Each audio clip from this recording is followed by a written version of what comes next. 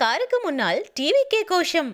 தமிழ்நாட்டில் திமுக அமைச்சர்களுக்கு தொடரும் தலைவலி. தலைவர் விஜயின் மக்கள் ஆதரவு நாளுக்கு நாள் பெருகிக் கொண்டே வருகிறது. மத்திய மாநில அரசுகள் விஜய்க்கு கொடுக்கும் நெருக்கடியினால்தான் மக்கள் அவருக்கு அதிகமாக ஆதரவாக நிற்கின்றனர். மக்களுக்காக அரசியலில் களமிறங்கி இருப்பதால் விஜய் சந்தித்து வரும் பிரச்சனைகள் ஏராளம். அது சாமானிய மக்களுக்கும் தற்போது தெளிவாக புரிகிறது. விஜயின் தமிழக வெற்றி கழகத்திற்கு ஆதரவு பெருகி வரும் நிலையில் திமுகவிற்கு எதிர்ப்புகளும் வலுத்து வருகிறது. தற்போது திமுக அமைச்சர்கள் எங்கு சென்றாலும் அங்கே மக்கள் தமிழக வெற்றி கழகத்திற்கு தான் தங்கள் ஆதரவு என வெளிப்படையாகவே காட்டி வருகின்றனர். இது திமுக அமைச்சர்களுக்கு பெரும் தலைவலியாகவே மாறி வருகிறது.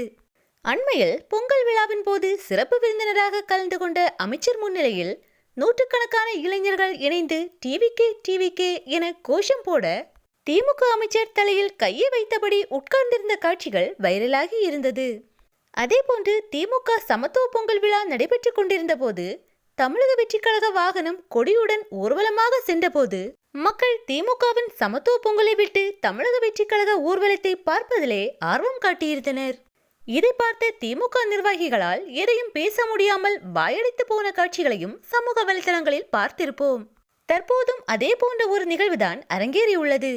திமுக அமைச்சர் செல்லும் காரின் முன்பாக நூற்றுக்கணக்கான மக்கள் நின்று கொண்டு டிவிகே என கோஷம் போட்டு திமுகவிற்கு எதிர்ப்பை காட்டியுள்ளனர்.